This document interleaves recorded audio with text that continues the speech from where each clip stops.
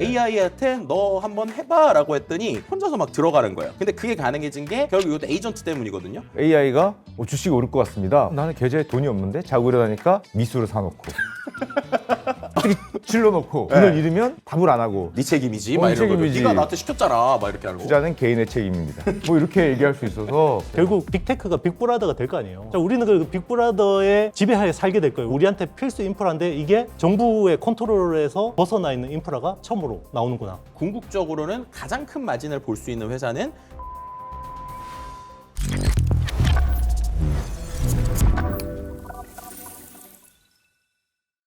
안녕하세요. 탑티어 인사이더들의 시각으로 투자의 기회를 발견하는 시간 인사이더스 리포트의 진행을 맡은 슈카 전석재입니다. 자, 얼마 전까지 질문에 답만 하던 AI가 이제는 스스로 판단하고 움직이면서 인간의 업무를 대신 수행하는 단계로 진화하고 있다고 합니다.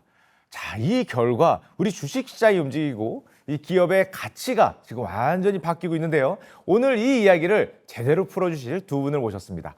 IT 커뮤니케이션 연구소의 김덕진 소장님과 HSL 파트너스의 이영수 대표님 모셨습니다. 소장님 안녕하십니까? 네, 안녕하세요. 반갑습니다. 대표 안녕하세요. 소장님, 네. 요즘에 이 에이전트 AI 너무나 뜨겁습니다. 불과 얼마 전까지 우리는 질문에 답을 하는 네. 소위 그 라지 랭귀지 모델, 그렇죠. LLM 모델에 굉장히 익숙해졌거든요. 근데 또 어떤 AI가 새롭게 등장한 겁니까? 무슨 말이냐? 우리가 어떤 목표를 주면 에이전트가 에이전트의 능력으로 해주는 겁니다. 그러니까 이게 가장 큰 차이인 거죠. 예전에 우리가 AI한테는 뭐뭐 알려줘라고 해서 얘가 좀 하다가 잘 못하면 우리가 단계별로 많은 지시를 했었단 말이에요. 네. 그런데 에이전트는 사람들이 뭐뭐 해줘를 하는 거예요. 그냥 해줘. 그러면 그 단계를 AI가 알아서 생각해서 뭔가를 작업하고 움직여서 결과를 내는 것. 이게 어떻게 보면 에이전트의 가장 큰 변화라고 볼 수 있을 것 같습니다. 그게 답을 하는 게 아니라 스스로 뭔가 액션을 한다는 말이잖아요. 그쵸. 굉장히 빠르게 그 시장 쪽으로, 액션하는 쪽으로 네. 가고 있다고 느껴지거든요. 네, 맞습니다. 지금 정확하게 얘기하신 대로 2026년 상반기에 이러한 기술들이 거의 폭발적으로 좋아졌어요. 네. 근데 그게 좋아진 이유가 이제 두 가지 맥락이 있는데 하나는 이 AI가 그걸 하기 위해서 데이터들이 이제 많이 쌓인 겁니다. 그래서 이제 LLM이라고 하는 이제 모델이 어떤 식으로 동작하는지에 대한 노하우들도 쌓였고 네. 두 번째는 거기에서 우리가 필요한 데이터들을 움직일 수 있는 기술들이 생겼어요. 그리고 결정적으로 언어 모델이 추론이라고 하는 형태로 업그레이드가 되면서 AI가 AI의 프로세스를 스스로 생각하기 시작하는 거죠. 그런 것들이 이제는 하드웨어랑도 결합한다라고 볼 수 있을 것 같습니다. 비슷하게 이번에 구글에서 구글 I/O를 앞에 놓고 크롬북을 어떻게 보면 이제 AI 북으로서 업그레이드를 했어요. 그럼 거기서는 어떻게 할 수 있느냐? 만약 그림에서 마우스를 흔들면 이거 합성해 달라는 거죠? 라고 해서 합성을 그럼 누르면 실제로 단계별로 작업을 하기도 합니다. 그러니까 어떻게 보면 이 에이전트라고 하는 게 단순히 검색을 넘어서서 뭐뭐 해줘라는 게 되기 시작을 했고 그걸 위한 기술적인 바탕, 인프라적인 바탕, 하드웨어적인 바탕이 지금 쌓이고 있다. 뭐 이렇게 좀 설명드릴 수 있을 것 같습니다. 대표님, 네. 얼마 전에 구글이 저 안드로이드 쇼 2026에서 제미나이를 AI로 어떻게 적용하겠다, 제미나이 인텔리전스를 발표하면서 에이전트 AI로 완전히 가겠다라고 선언을 한 것처럼 보였거든요. 그럼 뭐 구글뿐만 아니라 뭐 마이크로소프트도 그렇고 뭐 오픈 AI도 그렇고 과거에는 LLM 모뎀 중심이었다면은 이 에이전트 AI로 완전히 넘어간 것처럼 보이는데 이 큰 방향이 바뀌었다고 봐도 될까요? 네, 맞습니다. 일단 이제 그동안에는 이 AI 인프라 자체가 에이전트 AI를 좀 구현하는 데는 좀 기술적인 한계가 있었는데 작년부터 좀 빠른 속도로 이제 기술이 개선되기 시작했어요. 어떤 변화들이 있었냐면 네. 소프트웨어적으로 보면 옆으로 막 펼쳐지는 거죠. 그러니까 네. 이제 이 큰 그릇이라고 하면 이것 여러 가지 기능들을 담을 수 있는 이 그릇의 크기가 커지는 거고요. 이걸 또 깊이를 더하기 위해서는 하드웨어적으로 수직적으로 계속해서 통합이 되어 왔습니다. 그래서 이제 산업혁명이 있으면서 전기기관이 떴지만 결국 거기서 돈을 번 사람은 석탄을 팔았던 사업자들이잖아요. 지금 이제 반도체가 난리지 않습니까? 네네. 그러니까 그 하드웨어를 수직적으로 통합하기 위해서 이게 인프라가 점점 더 고도화되고 거기에 필요해지는 D램이라든지 HBM이라든지 낸드 플래시라든지 뭐 여러 가지 ASIC 칩들이 수요가 폭발적으로 증가하면서 심지어 요즘에는 CPU까지. 그래서 다 전반적으로 지금 좋아지는 분위기가 되고 있는 거죠. 이게 얼마 전까지는 그냥 뭐 여행 계획을 짜줘. 그럼 짜주는 거에 불과했는데 이 지금은 주식 투자해줘. 그러면 제 은행 계좌에 아니면 증권 계좌에 AI가 접속을 해서 스스로 사주고 정말 말 그대로 말만 하면은 액션을 해주는 모습이 현실로 지금 일어나고 있다고 봐야 됩니까? 네, 맞습니다. 표준이라는 게 점점점 통합이 되면서 예전에는 어떤 기능을 하기 위해서는 거기 로그인도 해야 되고 여러 가지 AI가 스스로 뭔가 이 허들을 넘어야 되잖아요. 네. 그런데 그때마다 사람한테 다 허락을 받아야 되는 게 있었는데 지금 에이전틱 AI는 네. 이제 그런 것들을 미리 사전에 설정을 하게 되면 이게 할 수 있게 했는데 네. 그건 결국 표준들이 다 통합이 되면서 그런 이제 생태계가 커지면서 가능해지는 거죠. 커지고 있다. 네. 소장님. 네. 그러면 요즘에 실제로 이런 글로벌 빅테크들이 발표한 이 에이전트 AI의 수준이 상당히 네. 궁금하거든요. 지금 어느 정도 수준까지 발전이 돼 있나요? 그러니까 지금 앞서서 대표님께서 되게 중요한 얘기를 해주셨는데 표준이 통합되고 있다라는 게 되게 중요해요. 그래서 이렇게 통합되는 걸 이른바 MCP라고 하기도 하고 네. 에이전트 투 에이전트라고 그래서 A2A라고 하는 이 표준들이 생겼는데요. 그래서 지금 아마 들어가 보시면 클로드가 됐든 아니면 오픈 AI가 됐든 아니면 구글 이제 구글 생태계니까 그런데 들어가면 앱들을 연결하는 기능들이 계속 생기고 있어요. 그래서 지금 어느 수준이냐? 예를 들면 제가 클로드한테 뭔가 작업을 시키면 그 작업의 결과를 갖고 자연스럽게 파워포인트랑 연결이 돼서 PPT 안에서 실제로 슬라이드가 나오기도 하고요. 혹은 어도비의 툴들과 연결이 돼 있어서 제가 뭔가 작업을 시키면 이 작업이 자연스럽게 포토샵에 넘어가서 작업이 된다거나 아니면 블렌더 같은 3D 툴하고도 연결이 돼 있어요. 예전에는 사람이 나눠 일을 했던 게 한 번에 일을 시키면 이 도구들을 걸쳐가면서 작업이 되니까 이게 이제 실제로 이제 최근에 업무 생산성을 높이고 있는 가장 큰 포인트라고 볼 수 있을 것 같고요. 또 이게 가능해진 이유가 AI가 한 번에 일을 할 수 있는 시간들이 늘어나고 있어요. 예전엔 AI한테 일을 시키면 우리가 예를 들면 답변을 받을 때 뭐 한 30초면 나오거나 1분이면 나오거나 이럴 때가 많았잖아요. 근데 이제 이 AI가 어떤 거는 10분, 20분, 30분 동안 지가 알아서 일을 하기 시작을 해요. 그래서 일을 쭉 오랫동안 한 다음에 결과를 내는데 그게 가능해지는 게 이 추론을 위한 칩이나 인프라가 좋아지니까 AI가 멈추지 않고 계속 작업을 하는 겁니다. 이제 기업 입장에서는 야, 에이전트가 실제로 회사의 업무를 도와주네? 라고 하는 것들에 대한 좀 느낌을 갖게 되는 것 같고요. 그런 부분에 있어서 그러면 이제 사람들이 잘만 명령하고 AI 팀만 잘 짜주면 되겠네? 라고 하는 것들 때문에 지금 이 시장이 커지고 있다. 뭐 이렇게도 말씀드릴 수 있을 것 같습니다. 그럼 소장님 말씀 들어보니까 네. AI 에이전트가 실제로 우리 업무를 접근하려면 이 표준화라는 게 중요하겠다는 생각이 들거든요. 네, 맞아요. 그러면 만약에 AI 에이전트가 조금만 활성화되면은 우리나라에 있는 모든 기업들이 이 AI 친화적이라고 해야 되나 이 표준에 맞추려고 마치 스마트폰이 처음 생겼을 때 스마트폰 표준에 맞추듯이 네. 그런 일이 펼쳐지지 않을까 하는 생각이 좀 드는데요. 네, 그래서 실은 이 엔트로픽의 클로드가 처음에 주목받았던 이유가 뭐냐면 MCP라는 걸 클로드 쪽에서 만든 거거든요, 엔트로픽에서. 예, 근데 예. 이거를 본인들만 갖고 있는 게 아니라 오픈 소스 형태로 공개를 한 거예요. 그래서 모든 사람들한테 야, 우리가 이 프로그램하고 이 프로그램을 연결하는 일종의 프로토콜 같은 MCP라는 걸 제안을 했는데 이거에 대한 기능을 다 열어줄 테니까 같이 하자 그랬거든요. 근데 여기서 놀라운 게 그게 그때 엔트로픽은 좀 작은 회사였는데 그걸 보고 마이크로소프트랑 그리고 구글이랑 심지어 그 어떻게 보면 적이라고 할 수 있는 오픈 AI까지 그래 우리 이 산업을 키워야 되니까 각자가 표준 경쟁하지 말고 이 표준을 따라가자라고 했던 게 되게 큰 겁니다. 그렇게 되니까 모든 회사들이 하나의 MCP라는 표준을 갖고 이대로만 만들면 AI끼리 연결할 수 있고 우리 툴에 연결할 수 있어요가 된 거예요. 그랬더니 모든 기업들이 그럼 야 우리도 요 MCP라는 걸 갖고 연결하면 우리 회사의 거랑 챗GPT도 연결이 되고 클로드도 연결이 되네. 그럼 이걸 만들어야지 라고 하는 어떤 산업에 대한 표준을 정하는 게 생각보다 어떤 경쟁을 하지 않고 빠르게 정해졌다라고 하는 게 이 산업이 또 이렇게 빠르게 성장할 수 있었던 계기 중에 하나다라고 말씀드릴 수 있을 것 같습니다. 알겠습니다. 소장님, 네. 아까 전에 그 표준화 얘기를 쭉 듣다 보니까 AI 에이전트가 이제 우리의 정보에 접근을 한 다음에 뭔가를 하는 거지 않습니까? 네. 뭐 주문을 하던 아니면 예약을 하던 심지어 뭐 계약을 하던 그렇게 되면은 굉장히 딱 떠오르는 게 와, 좀 위험할 수도 있겠다는 생각이 들거든요. 네. 그래서 요즘 보면 엔비디아도 그렇고 GTC 이후에 우리가 이런 오픈클로 같은 에이전트의 안전망을 치는 것들에 대한 이야기가 좀 나오고 있고요. 또 한 가지 이제 최근에 미토스라는 게 이슈가 됐죠. 네네. AI한테 너 한번 해봐라고 했더니 수십 년 동안 못 찾던 취약점을 막 찾아가지고 혼자서 막 들어가는 거예요. 근데 그게 가능해진 게 결국 이것도 에이전트 때문이거든요. 왜냐하면 예전에는 AI한테 시키면 5분, 10분 일을 했는데 얘가 꾸준히 앉아서 2, 3일 동안 자, 이 뭐가 빈틈이 있나 이걸 찾을 수가 있는 거예요. 네. 그러니까는 천재 해커 같은 애가 2, 3일 동안 계속 뚫으니까 뭔가 빈틈이 발견돼서 사람들도 몇십 년 동안 못 찾는 걸 찾기 시작하는 거죠. 그래서 이런 것들에 있어서 AI 에이전트가 그냥 풀어놓으면 문제가 될 수 있구나. 이런 것들이 이른바 요즘에 하네스 엔지니어링이라는 방식으로 뜨고 있고요. 또 한 가지는 그럼 AI가 이렇게 출몰할 때 AI가 해킹을 할 수 있는 상황들을 어떻게 막을 수 있을까? 이것 역시도 AI로 막아야 된다. 라면서 보안 쪽에 좀 관심을 받고 있다. 뭐 이렇게 좀 설명드릴 수 있을 것 같습니다. 보안이 만약에 좀 약하면 진짜 그럴 수도 있을 것 같아요. AI가 주식이 오를 것 같습니다. 네. 나는 계좌에 돈이 없는데 자고 일어나니까 미수를 사놓고 갑자기 질러놓고 네. 근데 만약에 돈을 잃으면 답을 안 하고 어떻게 된 거야? 그러면 조용히 있고 그렇죠. 네 책임이지. 네 막 이런 거죠. 책임이지. 네가 나한테 시켰잖아. 막 이렇게 하는 거. 투자는 개인의 책임입니다. 뭐 이렇게 얘기할 수 있어서 네. 야, 이 보안도 좀 확실히 어떤 룰이 필요하겠다는 생각이 확실히 들긴 하네요. 맞아요. 자 그리고 소장님, 우리가 AI 에이전트를 보는 또 관점이 네.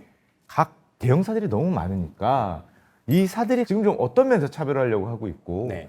이런 AI 산업을 이제 바라보는 우리의 시선은 근본적으로 뭐를 봐야 되는지 이런 것이 좀 궁금하거든요. 네, 저는 이제 이걸 비즈니스 모델 관점에서 좀 생각을 해야 된다고 보는데요. 기존에 우리가 플랫폼 기업들에 투자했던 이유를 한번 생각을 해보자고요.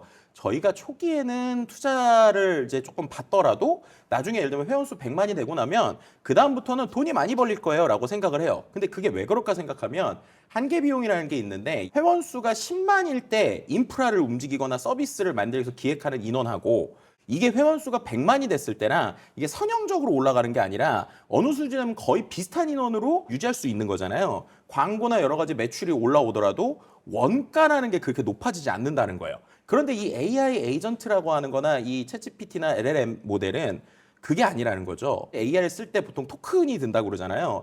토큰을 100만 명이 쓰는 거랑 200만 명이 쓴다고 그러면 비용이 선형적으로 똑같이 올라간다는 거예요. 그럼 냉정하게 말하면 이거는 플랫폼 비즈니스의 룰이라기보다는 유통 비즈니스의 룰에 가까워요. 그럼 이제 이 부분에서 중요한 건 뭐냐면 오히려 원가를 만드는 토큰의 비용을 떨어뜨리거나 아니면은 서비스 계약자랑 엄청 계약을 잘해서 야 이번에 우리 월세 좀 많이 깎아줘. 이러한 계약들이 중요해요. 정말 유통기업이네요. 네, 맞아요. 네. 그러다 보니까 이제 그런 LLM 하는 회사들 중에 이런 생각을 하기 시작하는 거예요. 야, 그러면 차라리 우리가 그냥 건물을 지어버리자.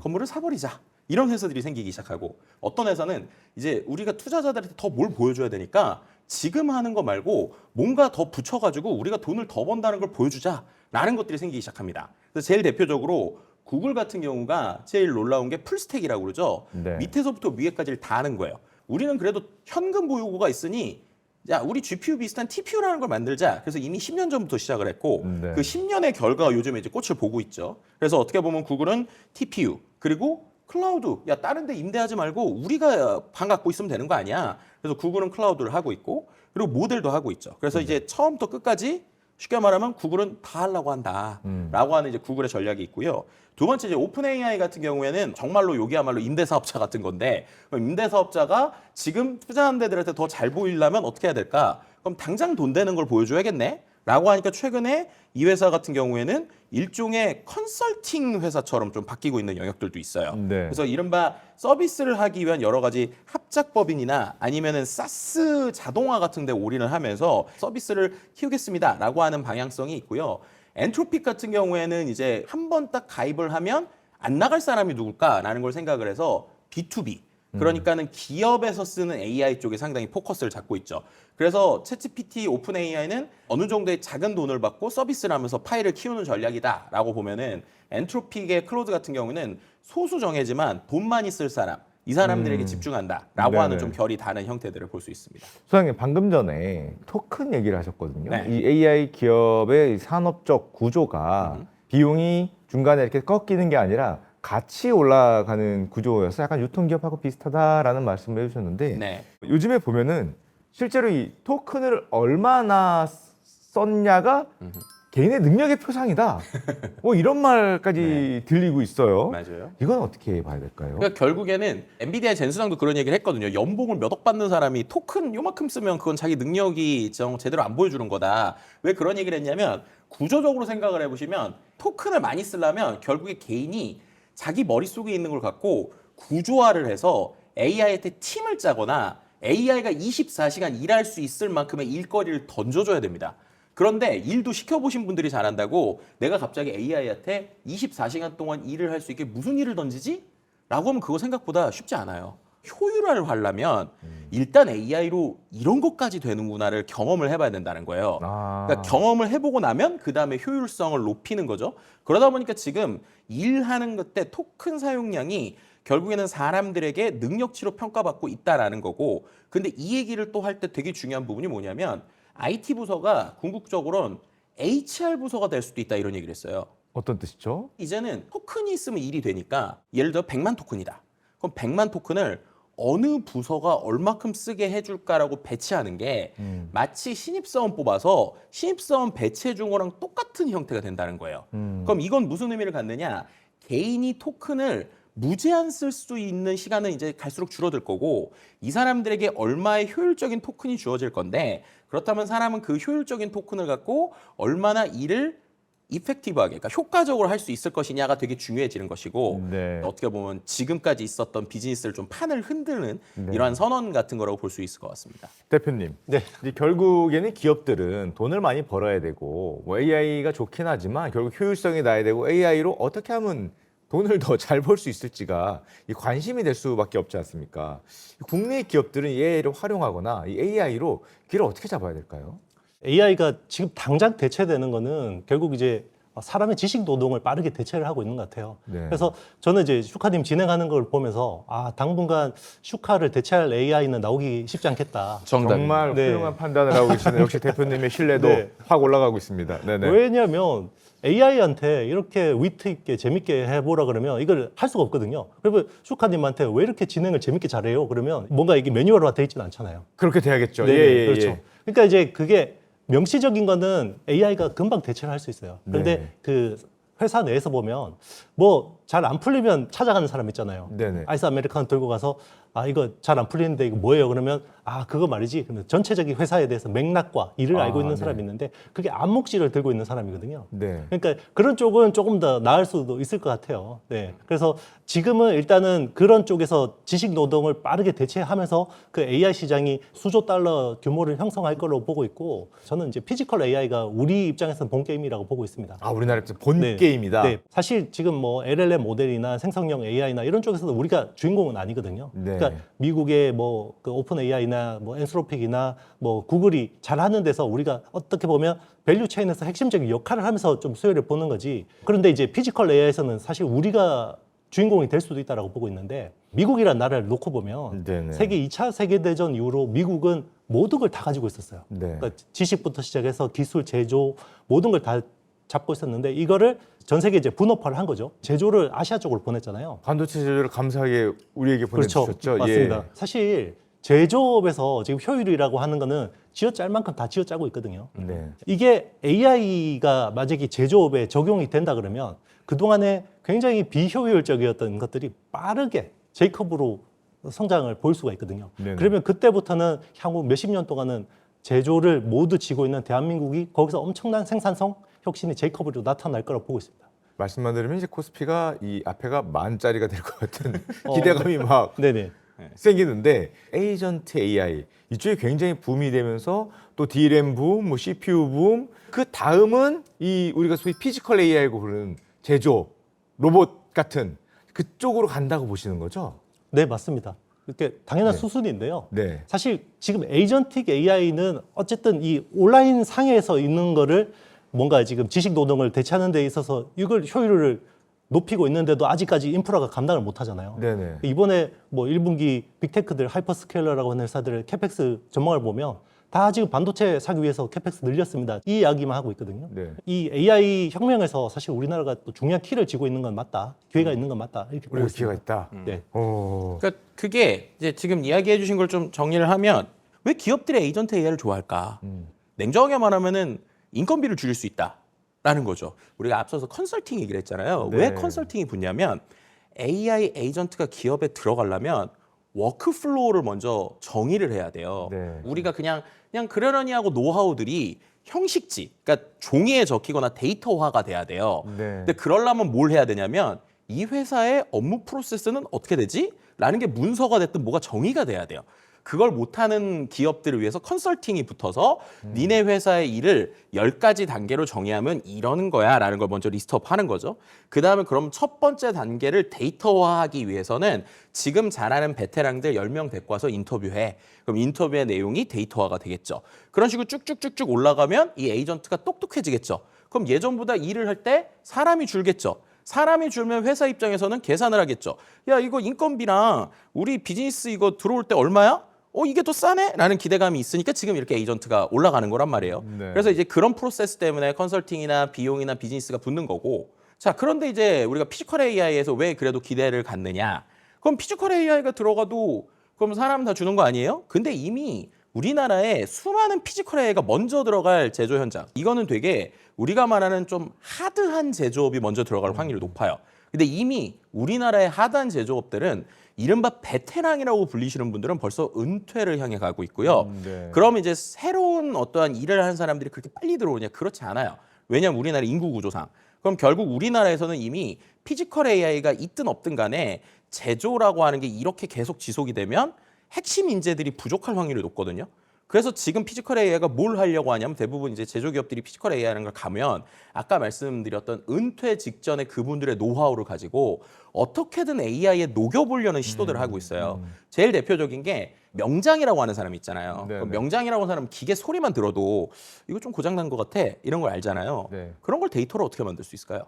기계 소리를 한 100만 개쯤 녹음하면 되지 않을까요? 비슷합니다. 뭐냐면 이 사람이 느끼는 감각적인 게 있잖아요. 네. 그거랑 데이터를 녹음을 하면 이건 주파수가 있잖아요. 그럼 그걸 갖고 실제로 명장들한테 테스트를 시키는 거예요. 소리 한 10개 들려드리고 이 중에서 고장났을 때 어떤 것 같아요? 그럼 이분이 정답을 찾아주겠죠.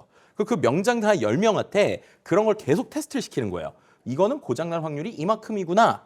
라고 쉽게 말해서 인간이 갖고 있는 암묵지를 데이터화할 수 있는 거죠. 네네. 그럼 그런 것들이 많아지면 나중에 피지컬 AI가 좋아져서 공장 팔이 들어갔을 때 고칠 때 야, 이 소리가 이렇게 나니까 여기부터 고치면 되겠네 라는 것들이 조합이 될 거란 말이에요.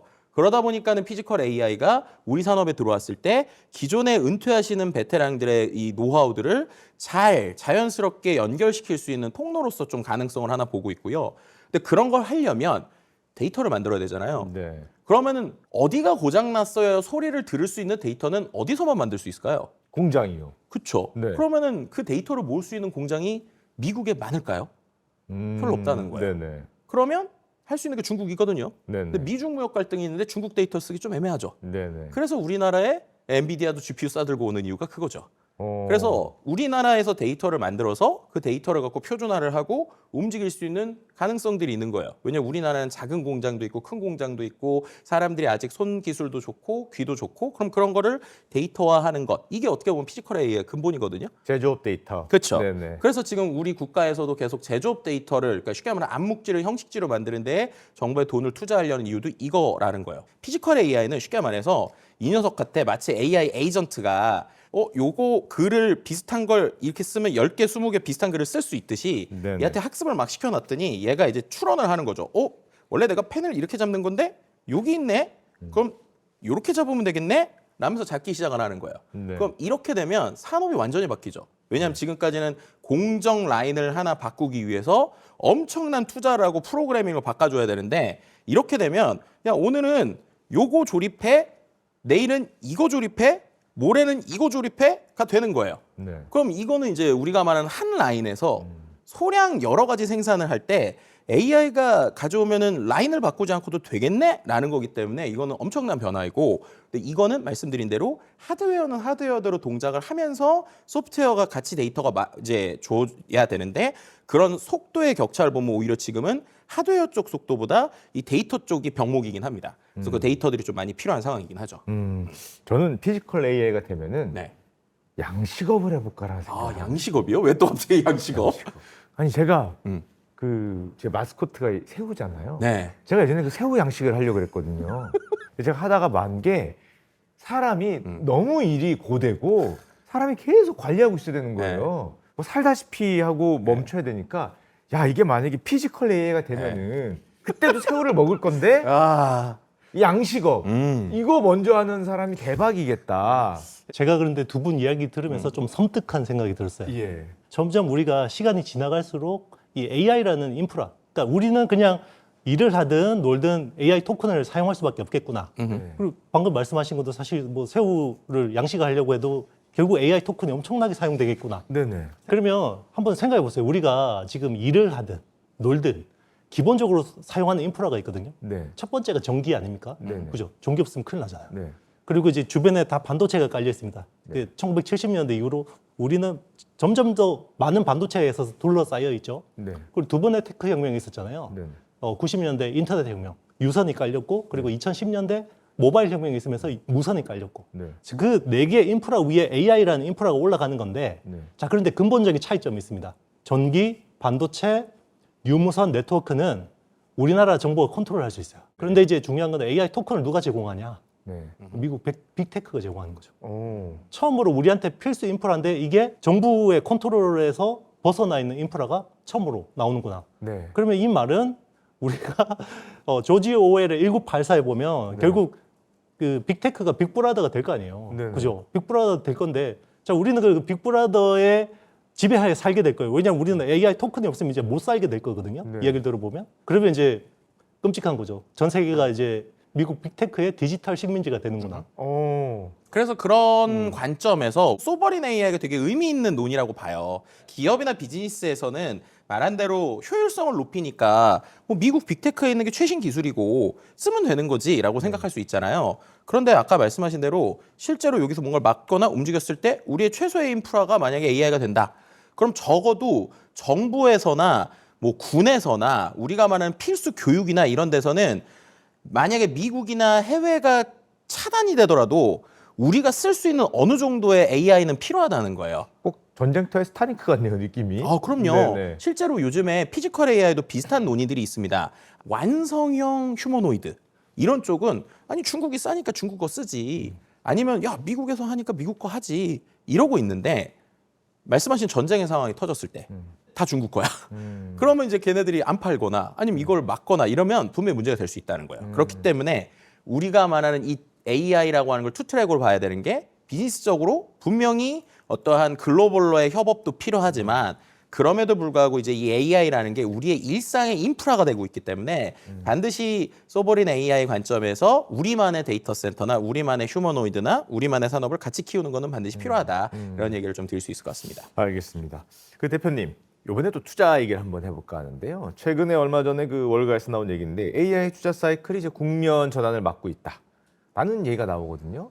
아마 에이전트 AI 때문에 뭔가 또 새로운 분야가 또 뜨고 있다라는 말로 들리긴 하는데 대표님이 지금 이제 AI 투자 관점에서 지금 어느 지점에 와 있다고 보시나요? 일단 산업의 관점으로 보면 과거 이제 우리가 그 모바일 혁명을 한번 비교를 해보면요. 스마트폰 관련주들이 제일 뜨거웠던 때가 보면 2009년 그 금융위기 이후부터 급등하기 네. 시작해서 2013년 정도가 거의 정점이었거든요. 네. 근데 2014년에도 스마트폰은 잘 팔렸고 2015년에도 잘 팔렸어요. 그죠? 그 AI 혁명 시작되기 전까지 계속 잘 나갔는데 결국 주가의 정점은 2014년 정도가 정점이었거든요. 네. 그래서 10년이라는 테크 혁명이 진행된다고 해도 투자 시계로 보면 한 절반 정도가 통상적이었던 것 같습니다. AI 혁명을 이제 생각해 보면 2022년 11월에 챗GPT가 나오면서 시작됐고 결국 반도체 랠리로 보면 2023년, 4년, 5년, 6년, 4년째잖아요. 네. 그러면 이제 투자 시기로 보면 2027년 정도가 되면 투자의 정점은 올 수도 있겠다. 27년 혹은 28년 정도를 이제 좀 생각을 하고 있는 거고요. 네. 그런데 산업적으로 봤을 때는 투자는 계속해서 일어날 거라고 보고 있고 거기서 성장은 계속 나올 거라고 보고 있습니다. 그러니까 이게 하나의 흐름으로 봐야 되는 게 실은 LLM이라고 하는 시장이 약간 주춤해서 주가가 떨어지려고 할 때 에이전트가 갑자기 동작을 하면서 네. 쭉 올라온 거거든요. 근데 지금 비슷하게 에이전트가 떨어지려고 할 때 피지컬 AI가 팍 올라가면 네. 그 사이클이 계속 갈 수 있는 거고 어. 결국 이게 하나의 사이클이 연결돼 있는 구조다라는 관점으로 피지컬 AI까지 확장된 그림으로 산업을 읽는 게 중요하지 않을까 이런 얘기를 좀 드릴 수 있을 것 같습니다. 그럼 이제 앞으로 나와 있는 흐름은 지금 이제 에이전트 AI의 흐름 속에 우리가 있는 거고 네. 언제가 올지 모르겠지만 피지컬 AI 흐름이 올 때는 또 다른 투자의 기회가 또 올 수도 있겠네요. 그렇죠. 그래서 이제 최근에 이제 우리나라에서도 삼성전자나 하이닉스 외에도 갑자기 뭐 LG 뭐 아니면은 현대차 이런 곳들이 뜨는 게 결국엔 그 피지컬 AI 맥락이거든요. 특히나 이제 뇌를 잘 만들고 있는 회사들이 미국에 많이 있죠. 뭐 제일 대표적으로 보스턴 다이나믹스랑 같이 하고 있는 구글의 딥마인드 팀이 있고, 그 다음에 이제 스킬드 AI라는 회사가 좀 주목받고 있는데, 이 스킬드 AI는 어떠한 걸 만드는 회사냐면 범용 뇌를 만든 거예요. 범용 뇌. 피지컬 AI가 우리가 생각하는 휴머노이드만 있는 게 아니라 로봇 강아지도 피지컬 AI고, 드론도 이렇게 보면은 그 피지컬 AI고, 로봇 팔도 피지컬 AI잖아요. 근데 이 스킬드 AI는 그런 데에 공통으로 쓸 수 있는 범용 뇌를 만드는 게 목표예요. 네. 그래서 지금 우리나라에 삼성이든 LG든 대부분의 그 제조를 기반으로 한 기업들이 스킬드 AI에 꽤 많이 투자를 했어요. 우리가 제조를 할 테니 이제 그거에 대한 두뇌를 잘 만들어주면 이게 시너지가 나겠구나 라면서 이제 또 하나의 요소로 좀 나오고 있거든요. 그래서 그런 어떻게 보면 이 동네는 아직 말씀드린 것처럼 그 에이전트 AI의 표준이 잡힌 MCP나 A2A가 중요하다고 그랬잖아요. 아직 피지컬 AI는 표준이 안 정해져 있어요. 그래서 많은 회사들이 우리가 표준이고 우리 데이터 쓰세요 지금 그러면서 경쟁 중이거든요. 근데 여기도 어느 순간에는 표준이 정해지겠죠? 그럼 표준이 정해지고 나면은 산업이 크겠죠? 그럼 그런 관점으로 봤을 때 이 동네는 어떻게 돌아가고 있지라고 하는 걸 지금부터 좀 정찰을 하시면 분명히 또 한 번의 기회가 올 수 있다 이렇게 말씀드릴 수 있을 것 같습니다. 반도체 투자 측면에서 조금 덧붙이자고 하면, 그러면 이제 이게 피지컬 AI로 이제 기존의 그 투자 아이디어가 옮겨간다고 하면, 그동안에 이제 반도체 가격이 계속 올랐던 거는 이제 하이퍼스케일러라고 하는 빅테크들이 묻지도 따지지도 않고 계속해서 그 비싼 가격으로 사줬던 거잖아요. 네. 그게 이제 올해 7천억 달러의 캐펙스고 아마 내년에는 뭐 1조 달러까지 갈 수 있다. 자, 이렇게 보는데 결국 그 증가율은 둔화되는 거고요. 자, 그러면 이제 여기서 그 가격이 좀 더 올라갈 만한 에너지는 이제 조금 이제 완만해질 수 있는 거고, 그리고 이제 생산자 측면에서는 이제 캐파 투자를 하고 있기 때문에 이제 물량이 늘어나잖아요. 이제는 P의 사이클에서 이제 Q의 사이클로 전환이 되는 거죠. 왜냐하면 그동안에는 반도체를 사줬던 회사들이 하이퍼스케일러라고 하는 그 데이터 센터에 AI 인프라를 꾸리기 위한 회사들이 샀다 그러면 이제는 엣지 AI, 그 온 디바이스 AI, 그러니까 이제 현장에서 쓰는 반도체들을 이제 살 거잖아요. 아무래도 그쪽은 비싼 가격에 많이 사기는 좀 쉽지 않거든요. 그러면 이제 그때는 이제 Q의 사이클이 시작될 수 있어요. 그게 이제 올 하반기 Q의 사이클은 내년이나 내후년에 진행이 되겠지만 결국 주식시장은 또 땡겨서 보잖아요. 그러면 하반기가 결국 P의 사이클에서 Q의 사이클로 전환되는 시점인 거죠. 이제 거기서 그러면 어느 정도의 투자 아이디어가 바뀌었을 경우에 조정을 받고 갈 거냐. 이게 제일 중요한 포인트 같습니다. 대표님 말씀대로 생각해 보면은 이제는 약간 가격은 낮더라도 대량 생산 지금보다 훨씬 더 많은 그런 시대로 넘어갈 수도 있겠네요. 네, 그러니까 결국 그동안에는 대형 메모리 회사들이 다 주도를 했다 그러면 이제는 소재 부품 장비 업체들도 이제 약간 낙수 효과를 좀 기대할 수 있을 것 같습니다. 그러면 대표님 방금 전에 그 소장님이 우리나라도 소버린 AI 얘기를 하셨는데 우리나라만 그런 게 아니라 얼마 전 뭐 싱가포르도 AI 거버넌스 기준을 만들었다. 특히 사우디나 이런 중동 국부 펀드들은 어마어마한 돈을 이 AI에 지금 쏟아붓고 있지 않습니까? 이것도 일종의 뭐 소버린 AI 뭐 이런 걸로 봐야 되나요? 네, 맞습니다. 이제는 결국 달러라는 것 자체가 지금 원래는 금에 연동이 되어 있다가 사실 금 이후로 금태환 정제가 된 다음부터는 결국 페트로 달러였잖아요. 네. 그런데 이제 원유하고 달러가 연동돼 있는데 이게 이제 중동에서의 장악력이 떨어지다 보니까 페트로 달러가 점점 약해지고 있고 저는 이제 그게 AI 혁명이 지나고 나면 결국 AI 토큰 달러가 될 거라고 보고 있거든요. 네. 그래서 우리가 이런 뭐 상품들 열심히 만들어서 미국에다 수출해서 달러 받아서 무역 수지 가져오면 결국 우리가 AI 토큰 사용료로 그걸 미국에다 지불하게 될 거라고 보고 있거든요. 이제 만약에 그런 시대가 됐을 경우에는 중동이라는 국가들 그 안보나 이제 경제 이런 측면에서 굉장히 위험해질 수 있잖아요.